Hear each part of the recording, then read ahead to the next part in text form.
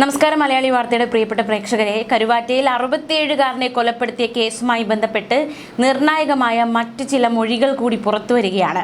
അതായത് ഈ പ്രതികൾ അന്വേഷണം വഴിതെറ്റിക്കാൻ മെനഞ്ഞത് വമ്പനൊരു തിരക്കഥയാണ്. പക്ഷെ തിരക്കഥയൊക്കെ പാളിപ്പോയി. എന്തായാലും എന്താണ് പ്രതികൾ പോലീസിനോട് പറഞ്ഞിരിക്കുന്നത് എന്ന് നോക്കാം. പോലീസിന്റെ ചോദ്യങ്ങൾക്ക് നൽകേണ്ട മറുപടി വരെ ഇവർ കൃത്യമായി തയ്യാറാക്കിയിരുന്നു എന്നാണ് കൂടുതൽ ചോദ്യം ചെയ്യലിലൂടെ മനസ്സിലാക്കാൻ സാധിച്ചിരിക്കുന്നത്. 3 വ്യത്യസ്ത കേന്ദ്രങ്ങളിൽ നിന്നാണ് 3 ആൺകുട്ടികളെയും പ്രത്യേക അന്വേഷണ സംഘം ഒരേ സമയം പിടികൂടിയത്. പരസ്പരം ബന്ധപ്പെടാൻ സമയം കിട്ടിയിരുന്നില്ല. മൂവരും പോലീസിന് മുന്നിൽ ഒരേ കഥ തന്നെയാണ് പറഞ്ഞത്. 3 പേര് നൽകിയ മൊഴി ഇപ്രകാരമാണ്: പെൺകുട്ടിക്ക് വയറ്റിലൊരു മുഴയുണ്ട്. ഇതിന്റെ ശസ്ത്രക്രിയയ്ക്ക് പണം നൽകാൻ വേണ്ടിയാണ് ഞങ്ങൾ ഹരിപ്പാട്ട് എത്തിയത്. ഇതാണ് 3 പേരും ഒരേ സ്വരത്തിൽ നൽകിയ മൊഴി. അതിനുവേണ്ടിയാണ് പെൺകുട്ടി വീട്ടിലേക്കുള്ള ലൊക്കേഷൻ അയച്ചു തന്നത്, അല്ലാതെ മറ്റു കാര്യങ്ങൾക്കല്ല എന്നതടക്കമുള്ള ഒരു മൊഴിയാണ് ഈ പ്രതികളുടെ ഭാഗത്തു നിന്ന് ഉണ്ടായത്. മാത്രമല്ല, ലൊക്കേഷൻ അയച്ചു തന്നതും വീഡിയോ കോൾ ചെയ്തതുമൊക്കെ ഈ ഒരു ശസ്ത്രക്രിയയ്ക്ക് വേണ്ടിയിട്ടുള്ള പണം ഈ കുട്ടിയുടെ വീട്ടിലേക്ക് എത്തിക്കുക എന്ന ലക്ഷ്യത്തോടെയാണ് എന്നാണ് പ്രതികൾ പറയുന്നത്. പണം നൽകി തിരികെ പോയതല്ലാതെ കൊലപാതകത്തെക്കുറിച്ച് ഒന്നും അറിയില്ല എന്നാണ് 3 പേരും ഒരേ സ്വരത്തിൽ പോലീസിന് മുന്നിൽ ആദ്യം മറുപടി നൽകിയത്. ദിവസങ്ങൾക്ക് മുന്നേ തന്നെ വൻ ആസൂത്രണം, മാത്രമല്ല മോഷണമടക്കമുള്ള കാര്യങ്ങളൊക്കെ ഇവർ പ്ലാൻ ചെയ്തിരുന്നു. ദിവസങ്ങൾക്ക് മുൻപ് തന്നെ മോഷണം ആസൂത്രണം ചെയ്തതും മുത്തച്ഛനെ കൊലപ്പെടുത്തണമെന്ന ആൺസുഹൃത്തിന് കർശന നിർദ്ദേശം നൽകിയതും താനാണ് എന്ന് പെൺകുട്ടി സമ്മതിച്ചു കഴിഞ്ഞു. ചോദ്യം ചെയ്യലാണ് പെൺകുട്ടി പോലീസിനോട് ഇക്കാര്യം സമ്മതിച്ചത്. കൊലപാതകത്തിന്റെ സംശയം സ്വന്തം പിതാവിലേക്ക് വഴി തിരിച്ചു വിടുക എന്നൊരു ലക്ഷ്യം കൂടി ഈ പെൺകുട്ടിക്ക് ഉണ്ടായിരുന്നു. പോലീസ് അന്വേഷണത്തിലും അതുപോലെ തന്നെ കൂടുതൽ ചോദ്യം ചെയ്യലും മനസ്സിലാക്കാൻ പറ്റിയൊരു കാര്യമാണ് സ്വന്തം പിതാവിനെ ഈ ഒരു കൊലപാതകത്തിന്റെ സംശയം, അല്ലെങ്കിൽ ഇന്ന വ്യക്തിയാണോ കൊലപ്പെടുത്തിയത് എന്ന തരത്തിലേക്ക് ഒരു സംശയം കൊണ്ടുപോവുക, ശേഷം അതിലേക്ക് ആ ഒരു തലത്തിലേക്ക് പിതാവിനെ കൊടുക്കുക എന്നൊരു ലക്ഷ്യം കൂടി ഈ പെൺകുട്ടി ശ്രമിച്ചിരുന്നു എന്നാണ് പോലീസ് കണ്ടെത്തൽ. കൊല്ലപ്പെട്ട വയോധികന്റെ ഇളയ മകളുടെ ആദ്യ ഭർത്താവാണ് പെൺകുട്ടിയുടെ പിതാവ്. പിതാവും മുത്തച്ഛനും തമ്മിൽ ചില പ്രശ്നങ്ങളുണ്ടായിരുന്നു. അപ്പോൾ അത് മുതലെടുത്ത് ഈ ഒരു കൊലപാതകം നടത്തിയത് തൻ്റെ പിതാവാണ് എന്ന സംശയത്തക്ക രീതിയിൽ അതിനെ അങ്ങോട്ട് ഡൈവേർട്ട് ചെയ്ത് വിടുക എന്ന ലക്ഷ്യവും കൂടി ഈ പെൺകുട്ടിക്ക് ഉണ്ടായിരുന്നു. ചോദ്യം ചെയ്യലിൻ്റെ തുടക്കത്തിൽ തന്നെ പെൺകുട്ടി ഇക്കാര്യം പോലീസിനോട് സമ്മതിക്കുകയും ചെയ്തു. എന്നാൽ പെൺകുട്ടിയും ആൺസുഹൃത്തും തമ്മിലുള്ള ഫോൺ സംഭാഷണങ്ങളും വാട്സാപ്പ് ചാറ്റുകളും നിരത്തി പോലീസ് ചോദ്യം ചെയ്തു. ഇതോടെ പ്രതികൾ കുറ്റം സമ്മതിച്ചു. പ്രതികൾ കുട്ടികളാണ്, അതുകൊണ്ട് തന്നെ ചോദ്യം ചെയ്യൽ, കസ്റ്റഡിയിൽ ഇതിനൊക്കെ നിയമപരമായ ചില കർശന നിയന്ത്രണങ്ങൾ ഉണ്ടായിരുന്നു. അത് നിലവിലുണ്ട്. നിയമം അനുസരിച്ച് അത്തരത്തിൽ ചില നിയന്ത്രണങ്ങളൊക്കെ ഉണ്ട്. ബലപ്രയോഗങ്ങൾ പാടില്ല.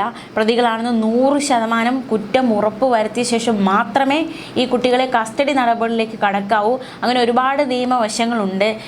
പടിപടിയായി ചെയ്യേണ്ട കുറേ കാര്യങ്ങളൊക്കെ ഉണ്ട്. DIGയും ജില്ലാ പോലീസ് മേധാവിയും കർശന നിർദ്ദേശമടക്കം ഈ വിഷയത്തിൽ നൽകിയിരുന്നു. പെൺകുട്ടിയെ വിശദമായി ചോദ്യം ചെയ്യാൻ ക്ലിനിക്കൽ സൈക്കോളജിസ്റ്റ് ഉൾപ്പെടുന്ന മെഡിക്കൽ ബോർഡ് രൂപീകരിക്കുമെന്നും പോലീസ് വ്യക്തമാക്കി. അതേസമയം കഴിഞ്ഞ ദിവസം കുട്ടിയെ പോലീസ് ജുവനൈൽ ജസ്റ്റിസ് ബോർഡിന് മുന്നിൽ ഹാജരാക്കിയിരുന്നു. സാമൂഹിക നീതി വകുപ്പിന്റെ സംരക്ഷണ കേന്ദ്രത്തിലായിരുന്നു പെൺകുട്ടിയെ താമസിപ്പിച്ചത്. അതിനുശേഷമാണ് ജുവനൈൽ ജസ്റ്റിസ് ബോർഡിന് മുന്നിൽ പെൺകുട്ടിയെ ഹാജരാക്കിയത്. ബോർഡ് കുട്ടിയെ സംരക്ഷണ കേന്ദ്രത്തിലേക്ക് അയക്കുകയായിരുന്നു. എന്തായാലും കുറ്റകൃത്യം നടത്തിയെന്ന് പോലീസ് കണ്ടെത്തിയ സാഹചര്യത്തിൽ 3 ആൺകുട്ടികളെ ഈ ഒരു സംരക്ഷണ കേന്ദ്രത്തിലേക്ക്, ആൺകുട്ടികളുടെ സംരക്ഷണ കേന്ദ്രത്തിലേക്ക് മാറ്റുകയുണ്ടായി.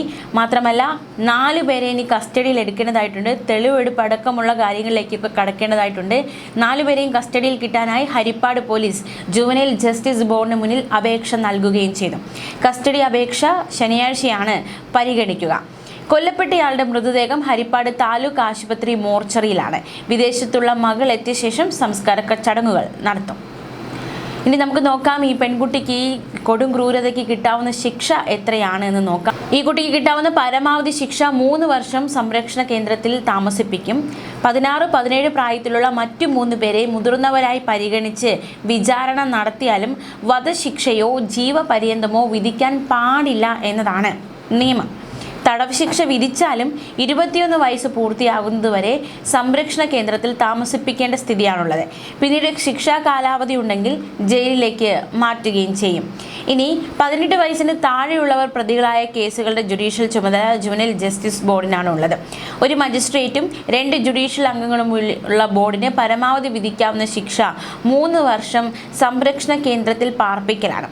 അതേസമയം 16 മുതൽ 18 പ്രായപരിധിയിലുള്ളവർ ക്രൂരമായ കുറ്റകൃത്യങ്ങൾ ചെയ്താൽ അവരെ മുതിർന്നവരായി കണ്ട് കുട്ടികളുടെ കോടതിയിൽ വിചാരണ നടത്തണമെന്ന് ബോർഡിനാണ് തീരുമാനിക്കാനുള്ള അവകാശം ഉള്ളത്. കുട്ടികൾ പ്രതികളാകുന്ന ക്രൂരമായ കുറ്റകൃത്യങ്ങളുടെ കേസുകളുണ്ട്. ഒരുപാട് കേസുകൾ നമ്മൾ കണ്ടു കഴിഞ്ഞു. അത്തരത്തിൽ കേസുകളിൽ 1 മാസത്തിനുള്ളിൽ കുറ്റപത്രം സമർപ്പിച്ചിരിക്കണം. കുറ്റപത്രം സമർപ്പിച്ച് 3 മാസത്തിനുള്ളിൽ വിചാരണ എവിടെ വേണമെന്ന കാര്യത്തെ സംബന്ധിച്ചുള്ള തീരുമാനമെടുക്കാനുള്ള അധികാരം ജുവനൈൽ ജസ്റ്റിസ് ബോർഡിന് ഉണ്ട്. ഈ കേസിൽ, അതായത് കരുവാറ്റയിലെ കൊലപാതകവുമായി ബന്ധപ്പെട്ടുള്ള കേസിൽ ഈ ഒരു വിചാരണ നടത്തേണ്ടത് ജുവനൈൽ ജസ്റ്റിസ് ബോർഡ് തന്നെയാണ്. എന്തായാലും ഈ കൗമാരക്കാരെ മുതിർന്ന കുറ്റവാളികളായി പരിഗണിച്ച് വിചാരണ ചെയ്യണമെന്നാവശ്യപ്പെട്ട് പോലീസ് ജുവനൈൽ ജസ്റ്റിസ് ബോർഡിന് അപേക്ഷ നൽകുകയും ചെയ്തു. നമുക്കറിയാം, കഴിഞ്ഞ ദിവസം പെൺകുട്ടി നൽകിയ മൊഴി അനുസരിച്ച് പോലീസിന് മുന്നിൽ പൊട്ടിക്കരയുന്ന സാഹചര്യമുണ്ടായി. തനിക്ക് ഇതുവരെ സ്നേഹം കിട്ടിയിട്ടില്ല, തന്നെ സ്നേഹിക്കാൻ ഒരാളുണ്ടായിരുന്നുവെങ്കിൽ എന്നതടക്കമുള്ള ഒരു പൊട്ടിക്കരച്ചിലൊക്കെ പെൺകുട്ടിയുടെ ഭാഗത്തു നിന്നുണ്ടായി എന്നതടക്കമുള്ള വിവരങ്ങളൊക്കെ പുറത്തു വന്നിരുന്നു. എന്തൊക്കെ തന്നെയായാലും കൊലപാതകം തന്നെയാണ്. യാതൊരു രീതിയിലും അതിനെ ന്യായീകരിക്കാനാകില്ല. എന്തായാലും ശിക്ഷാ നടപടികളൊക്കെ പുരോഗമിക്കുകയാണ്. ഇനി കസ്റ്റഡിയിൽ വിട്ടുകിട്ടി അവരെ തെളിവെടുപ്പ് അടക്കമുള്ള കാര്യങ്ങളിലേക്ക് എത്തിക്കേണ്ടതായിട്ടുണ്ട്. എന്തായാലും ഈ ഒരു നിർണായകമായ, കേരളത്തെ അക്ഷരാർത്ഥത്തിൽ നടുക്കിയിരിക്കുന്ന ഒരു കേസാണ്. നമുക്കറിയാം, കഴിഞ്ഞ ദിവസം നമ്മൾ അറിഞ്ഞതുപോലെ ഗൃഹനാഥനെ കൊലപ്പെടുത്തി ആഭരണങ്ങൾ കവർന്ന പ്രതികൾ ആദ്യം പദ്ധതിയിട്ടത് വീടിൻ്റെ ഓട് നീക്കി മുകളിൽ നിന്ന് ഭാരമുള്ള കല്ല് തലയിലേക്കിട്ട് കൊലപ്പെടുത്താനായിരുന്നു. പക്ഷേ വീടിൻ്റെ മേൽക്കൂരയിൽ കയറി ഓട് നീക്കിയപ്പോഴാണ് മച്ചുണ്ടെന്ന് മനസ്സിലായത്.